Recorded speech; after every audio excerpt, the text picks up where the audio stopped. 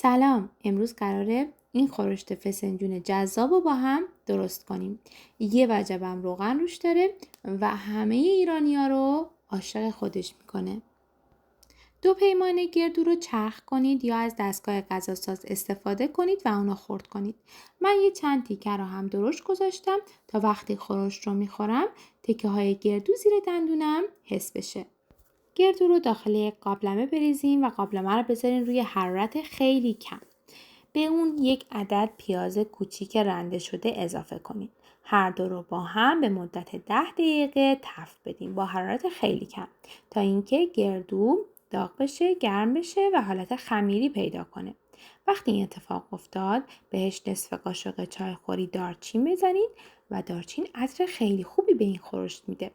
و بعد از اون بهش 3 تا 4 پیمانه آبی که خیلی یخه و حتی داخلش یخ هم باشه خیلی بهتره اضافه کنید. این کار یک شوک اساسی به گردو میده که هرچی روغن داره پس بده. برای اینکه خورشتتون جا افتاده تر بشه میتونید از یک تکه کدو حلوایی هم استفاده کنید. این یه تکنیکیه که رستوراندارها انجام میدن و به کسی نمیگن. در قابلمه رو بذاریم و اجازه بدین 1 تا 2 ساعت برای خودش با حرارت کم بپزه. برای آماده کردن گوشت قلقلی 1 عدد پیاز متوسط رو رنده ریز کنید و مقداری آبش رو با دست بگیرید. نیاز نیست خیلی فشار بدین. 1 کوچولو پیاز آبم داشته باشه اشکالی نداره. اون رو به گوشت چرخ کرده اضافه کنید به همراه نمک، فلفل سیاه، 1 کمی زردچوبه، پودر سیر و پودر نون. با هم دیگه خوب ورز بدید و بعد از اینکه یک دست شد شروع کنید به ساختن توپک‌ها یا گوشتای قلقلی. به نظر من هر کدوم به اندازه گردو باشن عالیه. داخل یک تاب مقداری روغن بریزین و گوشت‌ها رو به ترتیب بچینید. بعد از 1-2 دقیقه گوشت‌ها رو برگردونین تا اینکه هر دو طرفش سرخ بشه. همین که گوشت‌ها تغییر رنگ پیدا کرد کافیه.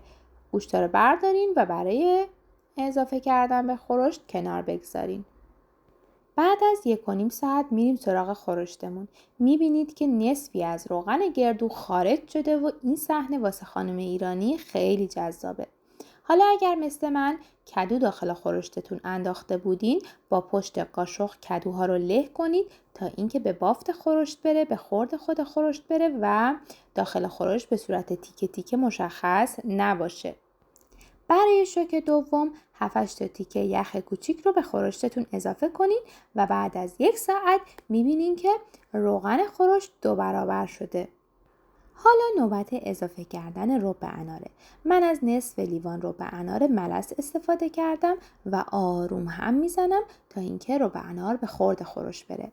حواستون باشه این خورشت رو نباید خیلی جدی هم بزنید چون روغنی که انداخته از بین میره. خیلی آروم گوشت قلقلی ها رو هم اضافه کنید. 1-2 قاشق هم زعفران دم کرده بریزین. البته این آیتم اختیاریه و بعد درش رو بذاریم به مدت 1 ساعت با حرارت کم جا بیفته. تو این فاصله من برنجم رو به روش دمی پختم و آماده کردم. بعد از 4 ساعت از شروع پخت میبینید که فسنجونمون آماده شده. 1 وجبم روغن روش نشسته. این روغن خود گردوه و این خورشت رو خیلی قشنگ میکنه و نشون میده که این خورشت یه خورشت جا افتاده و عالیه. من که خودم از طرفدارا و عاشقای فسنجون هستم. امیدوارم از دیدن این ویدیو لذت برده باشین. لطفاً نظراتتون رو برام بنویسین و اگر این ویدیو رو دوست داشتین لایک کنین و برای دوستانتون هم ارسال کنین.